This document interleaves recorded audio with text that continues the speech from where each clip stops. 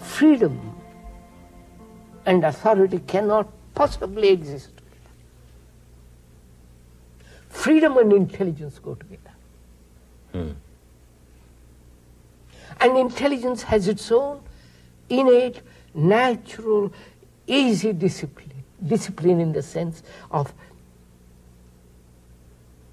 not of suppression, control, imitation, all that, but discipline which is the act of learning all the time. Over his lifetime, one of the great themes that Krishnamurti addressed was that of freedom, touching upon it again and again, linking it with authority. He spoke of both freedom and authority in a less obvious psychological sense, rather than socially or politically. As far back as 1929, he said that his purpose was to set humanity unconditionally free. A phrase that he used in that regard was to be a light to yourself, not to lean on the insights and truths of others, no matter how profound the teaching, no matter how great the teacher. Our myths and traditions are yesterday's verities. He asked that we look afresh and anew from moment to moment. Why, he asked, do we so readily accept religious or psychological authority, but resist political or social restraints? Krishnamurti on freedom and authority.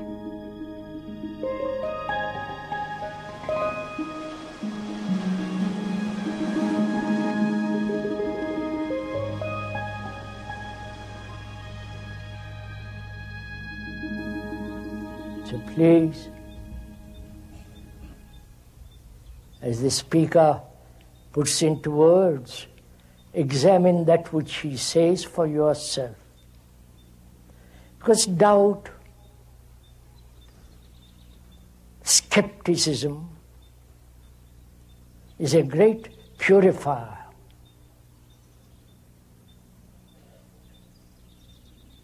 Most of us are so easily accept things, especially in religious matters, in so-called spiritual matters.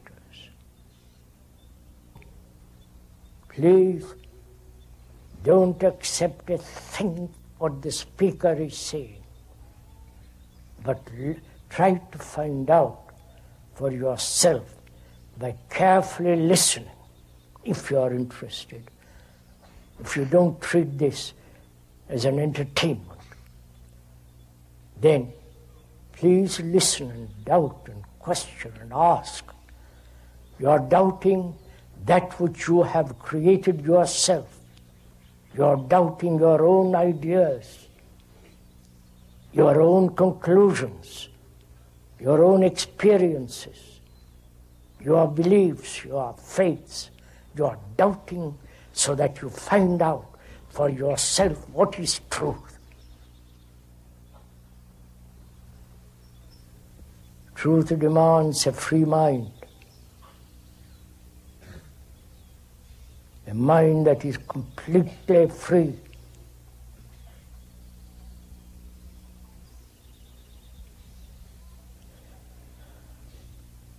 To doubt requires sensitivity. If you doubt everything, then this becomes rather stupid. But to doubt with light hand, with a quick mind, with subtlety, then the doubt brings about clarity, energy. And we need energy to go into all these problems, to resolve them.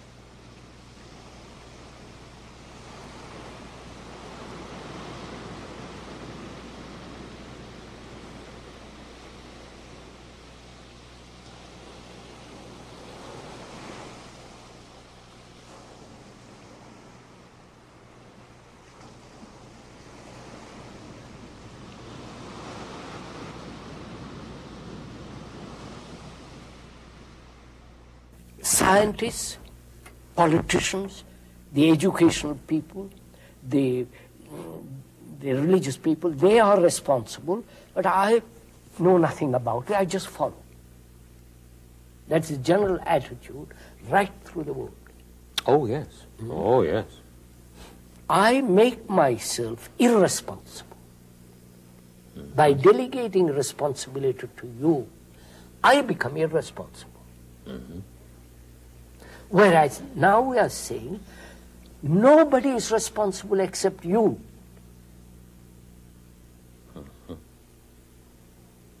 Because you are the world, and the world is you. You have created this mess, you alone can bring about clarity. Therefore you are totally, utterly, completely responsible, and nobody else. Now, that means you have to be a light to yourself. Not the light of a professor or an analyst or a psychologist or the light of Jesus or the light of the Buddha. You have to be a light to yourself in a world that is utterly becoming dark. That means you have to be responsible. Now, what does that word mean? It means really to respond totally, adequately to every challenge.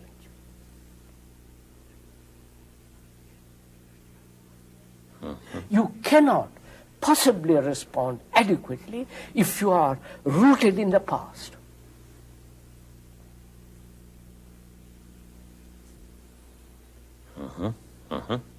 Because the challenge is new.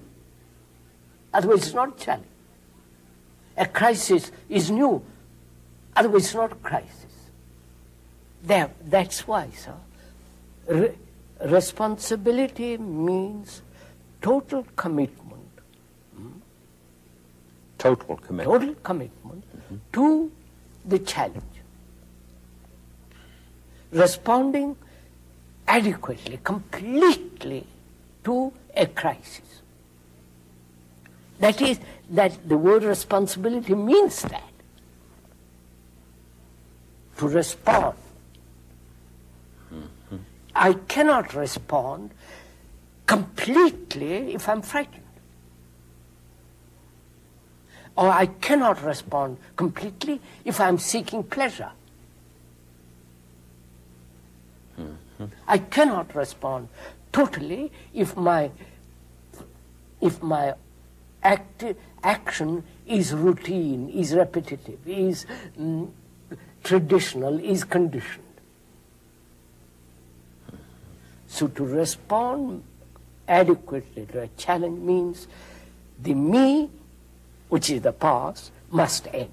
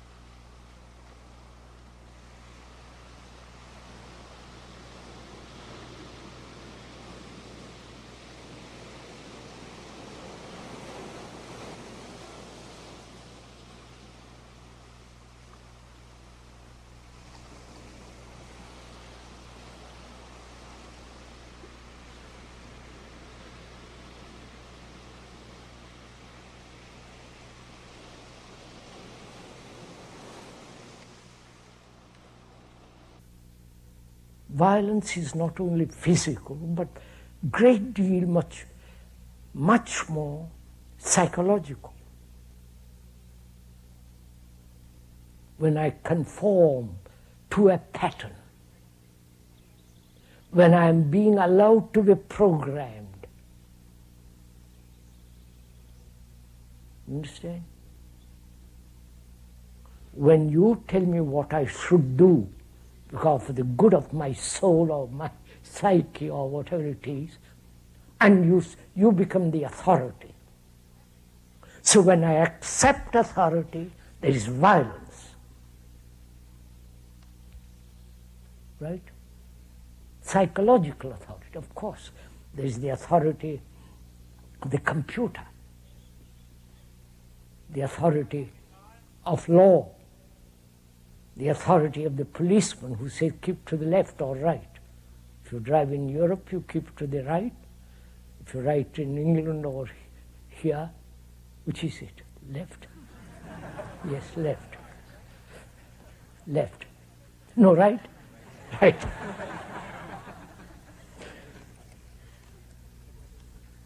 I haven't driven lately.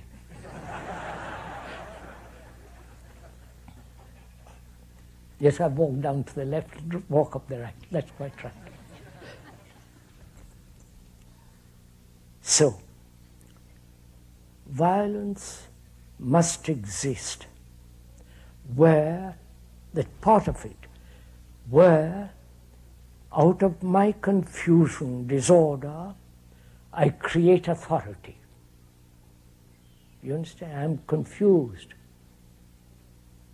I'm disturbed. I want certainty. And you come along, the guru, the priest, the psychologist, the others, and they become the authority. I have created them out of my confusion, my disorder.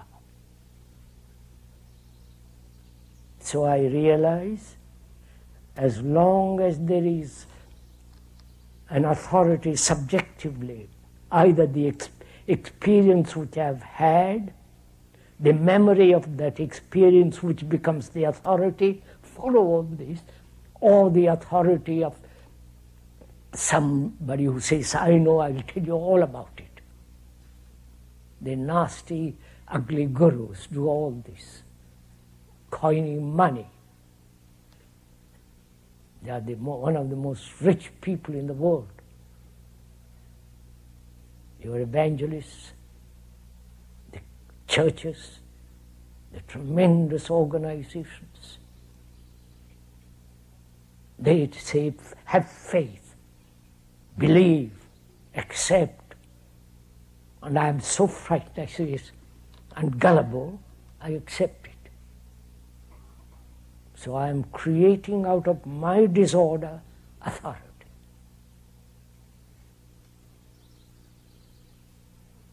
If there is order, there is no authority. Because I behave properly, not according to a pattern. So, one of the causes of conflict, disorder, is psychological acceptance of authority. That means, can one live without a single ideal, single authority, so that one lives in great order now, not tomorrow.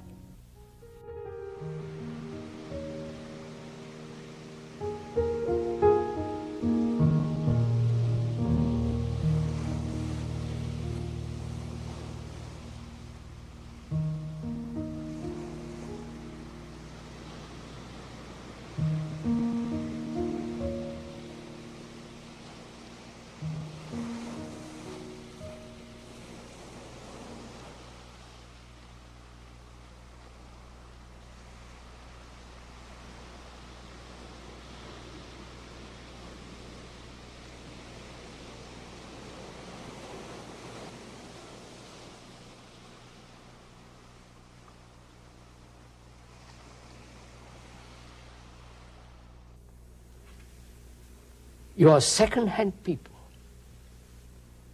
Don't pretend you are not. You're second-hand, sloppy, shoddy people. and you are trying to find something that is original, God is, the reality is original. It's not colored by all the priests in the world. It's original. Therefore, you must have an original mind, which means a free mind. Not an original painting, a new picture, a new this, that's all Tommy wrote. But a free mind. A free mind that can function in the field of knowledge, and a free mind that can look, observe, learn. Now, how do you help another, or is it not possible to be free? You understand? Look, I never belong to anything. I'm no church or no belief, no all that.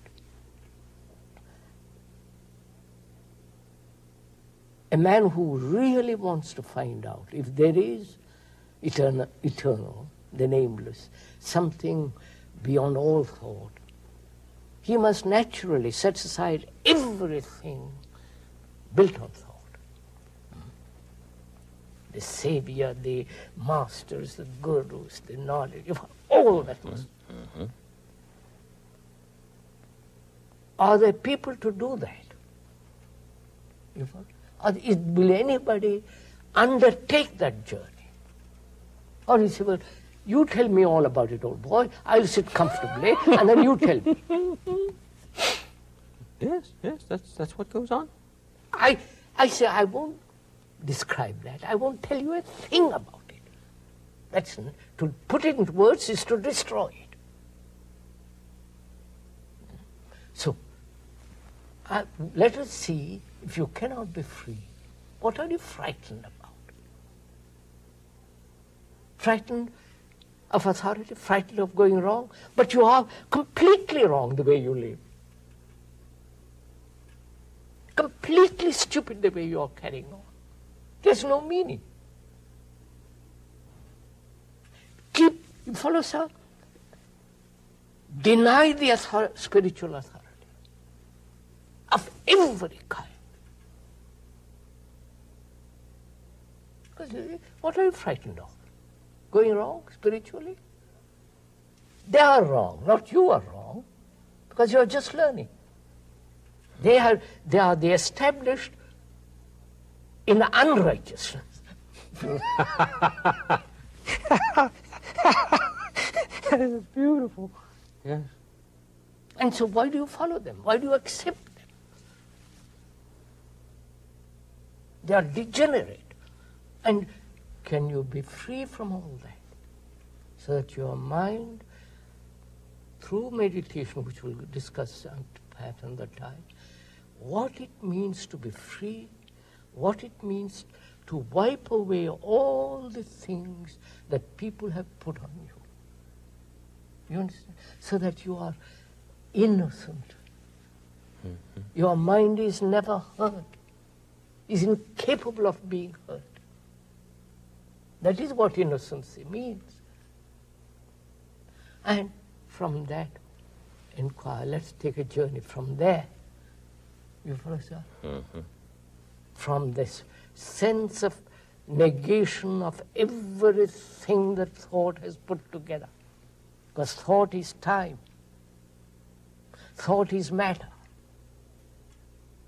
And if you are living in the field of thought, there will be never freedom. You follow, sir? Unless this is told, repeated, shown to them. They can talk endlessly about books. This comes first. Then you can read the books.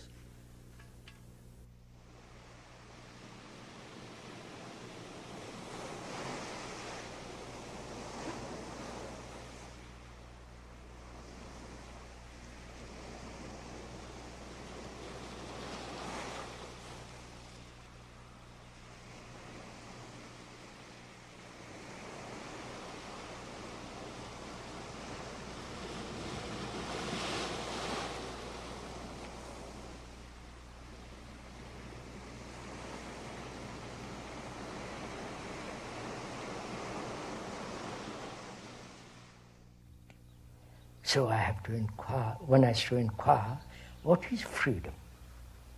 This movement from one corner to the other corner of the field. You understand? The field is my consciousness. This whole world is my field. And I move from one corner of this field, psychological field, to another corner, and I call that freedom. Or I choose to move south instead of north, and I call that freedom. So I call choice freedom. I'm a Democrat, I choose to become a Republican. But it's the same movement. We're silly enough not to see that. So, is that freedom? You're following all this? Does choice bring about freedom? Or, where there is choice, there is no freedom.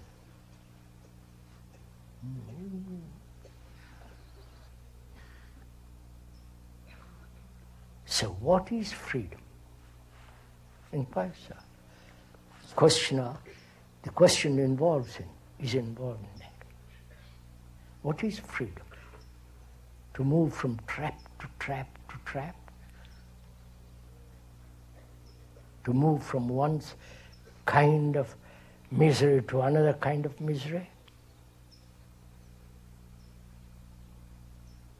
Freedom obviously means to totally totally be free from the whole content of consciousness.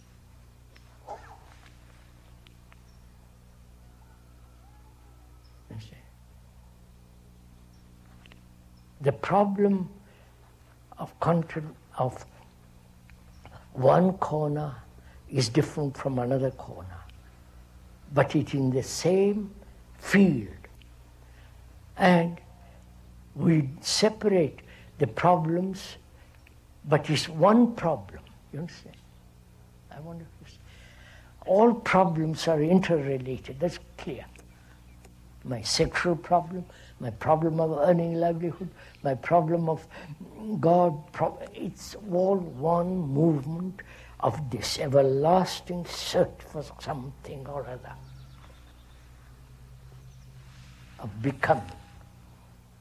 So, freedom is the ending of completely becoming something.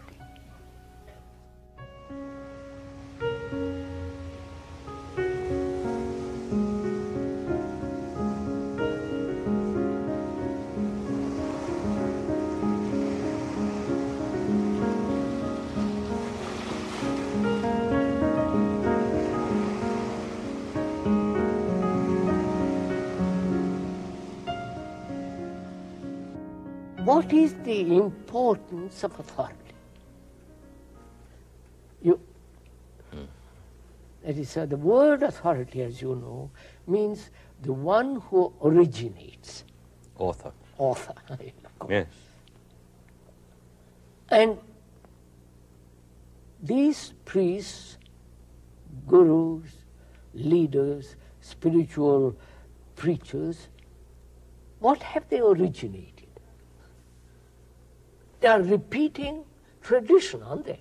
Oh, yes. Precisely.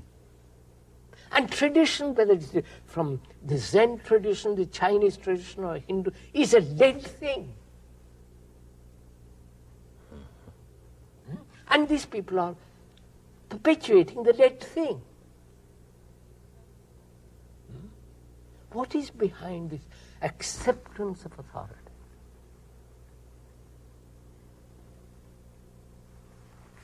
Is it fear? Fear of going wrong spiritually? Of not doing the right thing in order to gain enlightenment, knowledge, the super consciousness, whatever it is? Is it fear? Or is it a sense of despair? A sense of utter loneliness, utter ignorance. I'm using the word ignorance in the deeper sense of the word. Yes, I follow. Which makes me say, there is a man there who says he knows, I'll accept him. I don't reason. You follow, sir? I don't say, what do you know? We accept where there is ignorance, where reason doesn't function, where intelligence is in abeyance, and you need all that, freedom, intelligence, reasoning, with regard to real spiritual matters. Otherwise what? Some guru comes along and tells you what to do, and you repeat what he does. You follow how destructive it is? How degenerate it is, that's what's happening. So can we, so this brings up a very important question. Can we educate, can there be an education in which there is no authority whatsoever?